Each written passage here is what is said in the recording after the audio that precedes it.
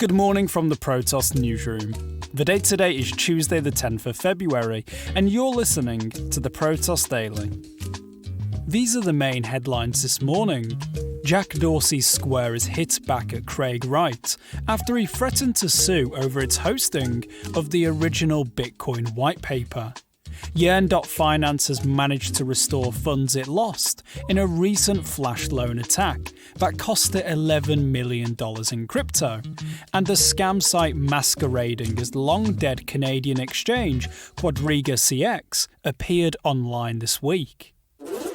At the time of publication, Bitcoin is trading at $45,700, down 1.5% for the day. Avalanche has been the best top 20 performer, gaining 65% in the past day, followed by Binance Coin and Cardano with 28 and 25% respectively. Doge has been the worst performer for the day, down 12%. Jack Dorsey's Square has hit back over legal threats relating to its hosting of the original Bitcoin white paper. The company recently received a notice via Twitter DM from the lawyers of Craig Wright, the self-proclaimed Satoshi Nakamoto. According to the letter, Square was given 2 weeks to remove the white paper from its website or face the consequences. The action was part of an aggressive campaign started last year that saw Wright threatening to sue outlets that published the paper for copyright infringement. While some companies may have folded immediately, Square didn't, and has instead countered with its own letter, demanding Wright to be more specific about his claim. What's more, the companies requested draft copies of Bitcoin's white paper. Square will be represented in the legal dispute by the cryptocurrency Open Patent Alliance, an organisation set up by Square with the aim of keeping Bitcoin and crypto free from patent trolls. This looks to be a spicy one, so needless to say we'll keep you posted with any further developments. DeFi protocol Yearn Finance has managed to successfully restore funds during a recent flash loan attack, which saw over $11 million of crypto disappear from one of its vaults. According to tweets posted yesterday by Yearn, the vault has now been restored after Yearn Finance tokens from the Maker Vault were used to mint 9.7 million DAI. Just days before the attack, Yearn stakers voted to mint 6,000 new Yearn Finance tokens, worth over $200 million, which inflated its supply by 20%. Along with the announcement, the team has provided a link to the transaction, which shows over 1.5 million Yearn Finance tokens put forward as collateral to mint the required DAI. Although the lion's share of the total $11 million has now been restored, the attackers still managed to get away with a not too shabby $2.8 million. Crypto exchange QuadrigaCX is seemingly back online and open for business after a new website appeared this week. Unfortunately though, it's all a big scam.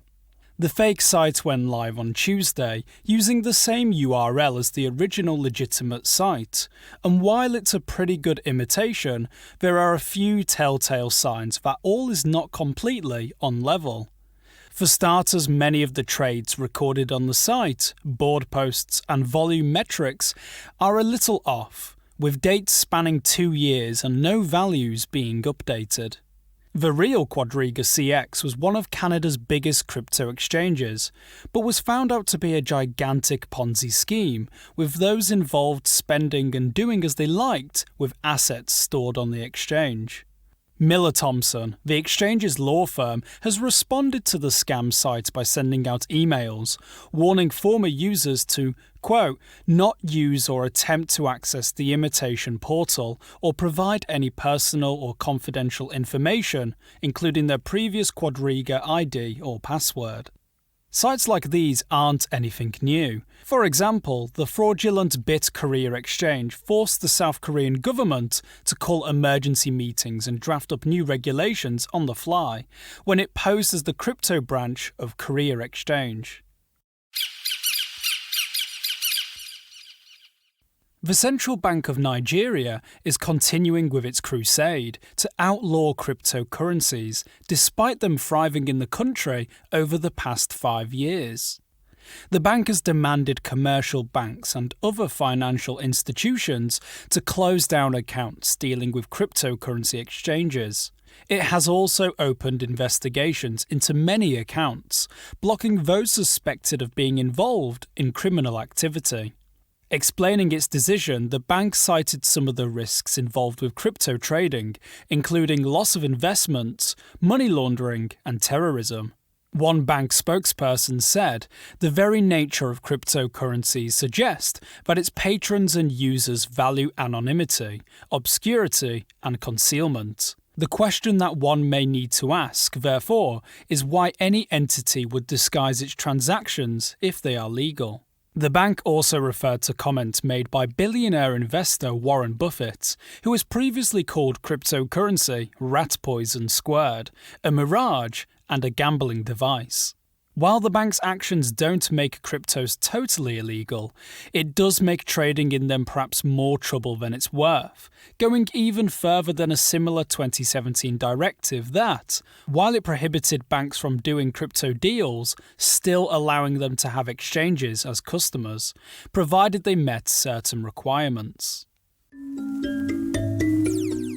Thank you all for listening. To stay up to date with the latest from the world of crypto, make sure you subscribe to the Protos Daily on Spotify, Apple Podcasts, and all other major podcast providers.